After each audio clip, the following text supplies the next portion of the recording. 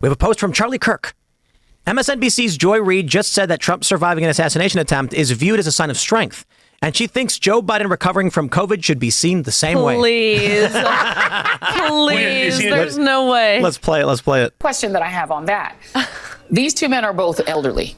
Donald Trump is an elderly man who, for whatever reason, was given 9 seconds to take a iconic photo op during an active shooter. Weird situation. We'll figure that out one day. Wow. But his survival of that and bouncing right back and going right to his convention is being conveyed in the media world as a sign of strength. It is. This current president of the United States is 81 years old. Watch him walk up and these has stairs. COVID. Should he be fine in a couple of days? Doesn't that convey exactly the same thing? Is she the dumbest? She's not dumb. That's evil. She's not even confident he's going to be fine. She said, should he be fine? I gotta shout out Riley over here. You said, they cut it. Have you seen the clip, though? MSNBC is never going to show a feeble Joe Biden struggling to walk upstairs. You've got to find the clip. He looks decrepit. I mean, he is decrepit. He's decrepit going up these stairs. He takes a break at every step, catches his breath, gets his footing, goes to the next step. Did you see the meme? It was me after leg day, and he's like struggling to walk up the stairs. Did they really just compare those two things? Absolutely. Well, and she's suggesting that he was like given 9 seconds to take a photo op as if this were a staged thing. You have to be sick in the flipping head to actually think that way. The man just survived a freaking assassination attempt, and it's a conspiracy. They let him look strong. And not only did he take out Trump in this, there is a real person who died. There is a real person who lost his life during this. And to handle this with again, the nonchalance, with the idea, the attitude that, whatever, it was a big stage thing. There is a person who died, a father, a husband, who lost his life, who had his brains blown out in front of everyone, in front of his daughter and his wife.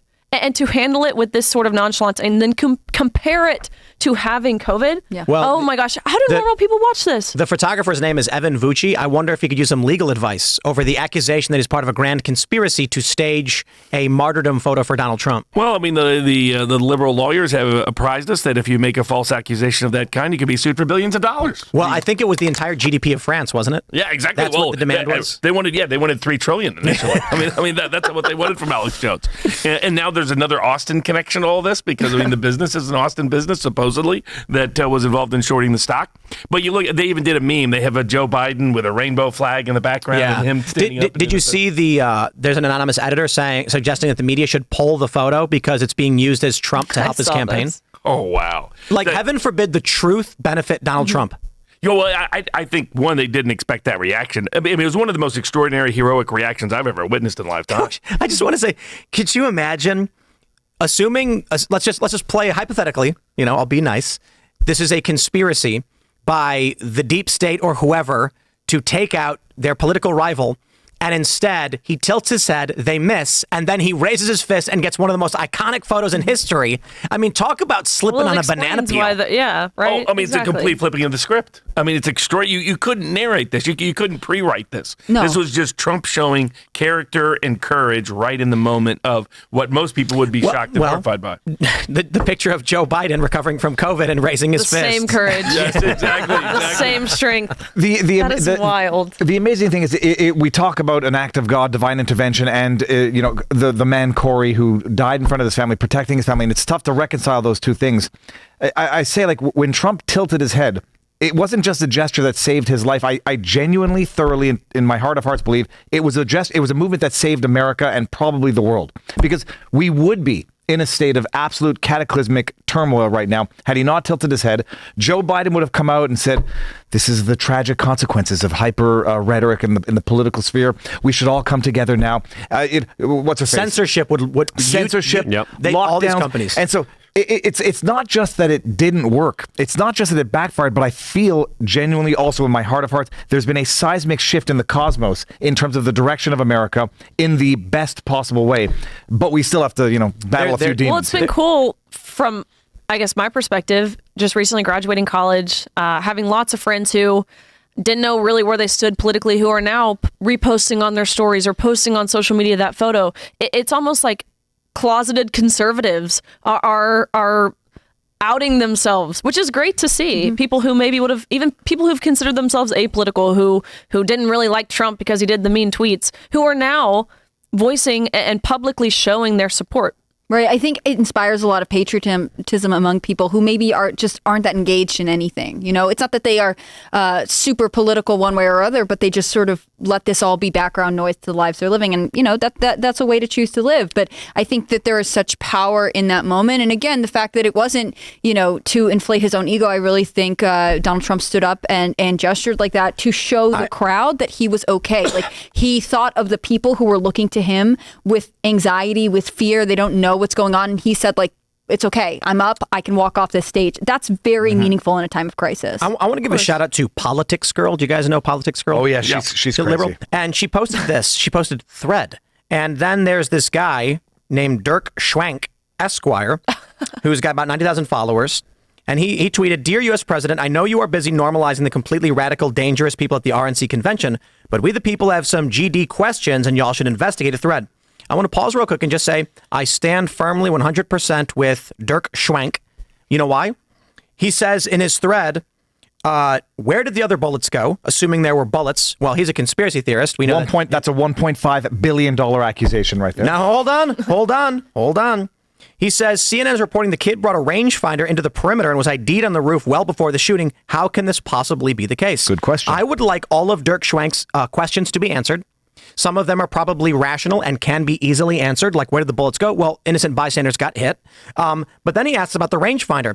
I say we unify with the populist left. They're accusing Donald Trump of staging this. Don't know, don't care who did. How about we investigate and figure out how could a guy with a rangefinder get in to that perimeter 3 hours in advance with full warning, and they did nothing about it. They thought it was binoculars because he wanted a better view of the president. Was Politics Girl criticizing that accusation, or was she siding with it? She's siding with it. Okay, because I thought maybe she had a moment of lucidity, but she's still crazy. No. I'm saying this. I'm saying to all the leftists who are accusing Donald Trump of having staged this, I'm like, oh, heavens, no. We should investigate this and get to the bottom of how this happened. Yes. There we go. Let's have a competition. The left and the right can have an argument over how this went down, and it's a race to who can uncover as much evidence as possible. Then we'll know what happened. Yes. I mean, I'm happy if both sides want to dig as much as possible and as much information is brought to light for whatever cause, whatever side of this you're rooting for. Just bring the information forward. I think that's one of the things America needs really seriously right now. I agree with you, Viva, that moment changed the trajectory of American history, and I think there was a healing element to it. I think there was a comfort to the gesture that Trump had. But I think one of our biggest challenges as a society is the fact that we are so low trust. We do not believe our neighbors. We don't know them. We don't want to know them. We don't believe our governments. We don't believe our news outlets. And there are good reasons for this. I think all of these institutions have lost the people they're supposed to connect. But it is not enough to just say, oh, that's something that happened in the past. We have to have a society that becomes transparent and honest and cultivates trust again, because we can't have a unified culture without it. We do have this breaking information right here that I think you all need to see. Actual cow. So this is in breaking news. Is that the DEI Secret Service agent who's a bodacious lady? So this is a video of a cow standing on a roof who walked up a sloped roof. And DC Drano said, Secret Service Director, the roof slope was unsafe. And then he puts an actual cow. An actual cow. Yeah, that's a lie. It's just not true. Look. To the left that argues that Donald Trump staged this himself, the reason why I don't buy that is that the story doesn't make sense. If the conspiracy was of Trump to fake an assassination attempt, they'd have answers to all of these questions as to why there weren't police, how this guy got in. But it actually appears as though whatever happened actually failed. Whatever plan was in place failed. If you want to argue there's no conspiracy and security failed, then security failed 100%. And that's the official, I refuse to be a conspiracy theorist notion. The left is arguing that Trump staged this. They're saying he had a gel pack in his hat and he smacked it when that's why you see us put his hand up. When his hand goes up, they're like, that's when he hits the gel pack. And then he goes down. Others have said the Secret Service pours the thing on his ear and then he stands up. It's a trick. And I'm like, yeah, if that was true, there wouldn't be weird questions and panic from the Secret Service as to why they didn't handle this properly. They'd have reasoning behind that. They'd have sent out their alert that they're going to hold a press conference like 3 days in advance. They would have been ready with their story. It's if this all went according to plan, we would be saying, wow, I can't believe how that all went down. Yeah, I mean, well, there wouldn't be other dead bodies there either. Yeah, I mean, those are the problems with. I mean, I think they're shocked by the net positive effect for Trump, and they're trying to spin it whatever way they can. Some of the questions they're asking are good questions, but they're questions that go to the inadequacy and incapacity of the Secret Service to do its job. What's wild, though, we're asking the same questions. They just are presupposing a different answer. Why wasn't there security there? Therefore, it was staged. No, why the hell wasn't there security there? Period. Get the answer to that. And if it was staged by Trump, why is Cheadle saying monumental failure on our behalf? Yeah, the court of public opinion matters here, and I think everyone in independent media, everyone in the general public automatically needs to assume blame for the federal government here until they prove otherwise. And I think coming from that perspective is a lot better than trusting the federal government to federally investigate itself, because we're not going to get answers to these questions. We're not going to find out what happened here unless 4chan gets involved, unless the autists get involved and start to really dig down and research into this guy's history, who he was friends with, who he was associating with, how he got his hands on explosive devices and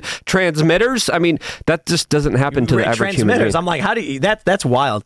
Thanks for checking out this clip from Timcast IRL. Make sure to watch the show live Monday through Friday at 8 p.m. Subscribe to this channel, and we will see you all there.